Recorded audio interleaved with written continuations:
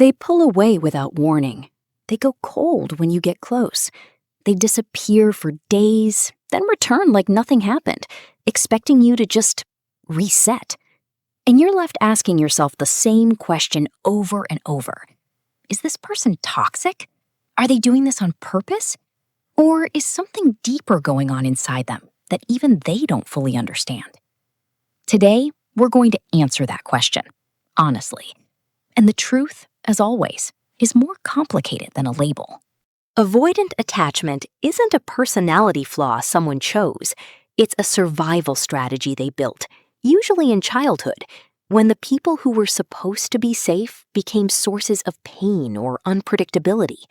So their nervous system made a decision. Closeness is dangerous. Independence is safety. And they carried that wiring into every relationship they've ever had, including yours. They're not watching you from a distance because they enjoy your suffering. They're watching you because getting too close genuinely terrifies something deep inside them that they may not even have words for. Now, does being wired differently excuse the behavior? Absolutely not. Because here's what avoidants also do. They watch you carefully. They read your reactions, predict your responses, and use your consistency against you.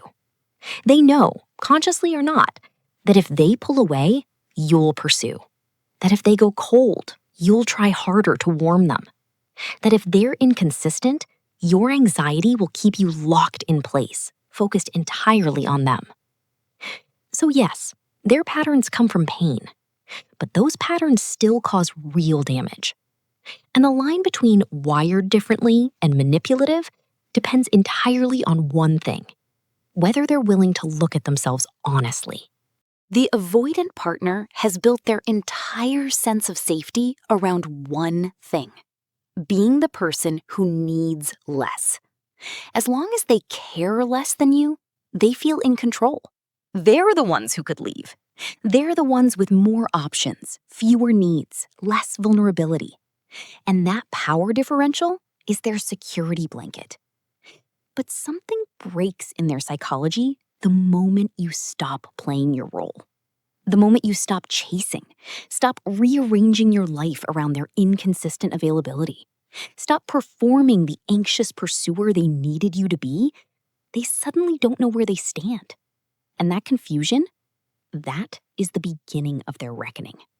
When you stopped being predictable, something shifted in how they watched you, not with casual disinterest anymore, with tension, with confusion, maybe even a hint of fear.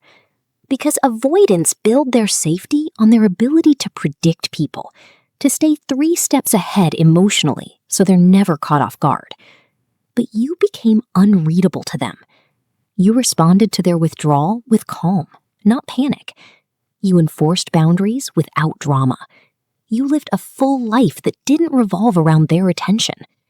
And that illegibility, that refusal to be managed, became more captivating to them than any amount of pursuit ever was. What started as their usual pattern, creating distance, expecting you to close it, morphed into something they didn't plan for. The genuine possibility that they've lost you. Not because you're angry, not because you're punishing them, but because you moved on. You healed the wounds that made their breadcrumbs feel like enough. You built standards that their behavior simply doesn't meet anymore. And now the door they assumed would always be open is quietly, calmly closing. The panic this creates inside an avoidant is unlike anything they're equipped to handle. They're used to being the ones who leave, not the ones who get left behind by someone who just grew. Here is the honest answer. All 3 can be true at the same time. They are wired differently. That part is real, and it deserves compassion. But wiring doesn't override responsibility. If they use your attachment to keep you available while keeping themselves protected, that is manipulation, whether they intend it or not. And if they've been shown the impact of their patterns and still choose comfort over growth, that edges into toxicity. The question you need to ask isn't, are they a bad person? The question is, are they a person who is willing to do the work? Because you cannot love someone into readiness. You can only decide what you are and aren't willing to accept while you wait to find out.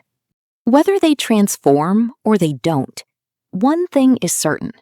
The version of you that stopped chasing, that chose peace over anxious waiting, that built a life too full to be put on hold for someone else's fear, that version of you is the answer. Not to them, to yourself. And if they're wise enough to recognize what they almost lost and brave enough to actually show up differently, then maybe the story isn't over.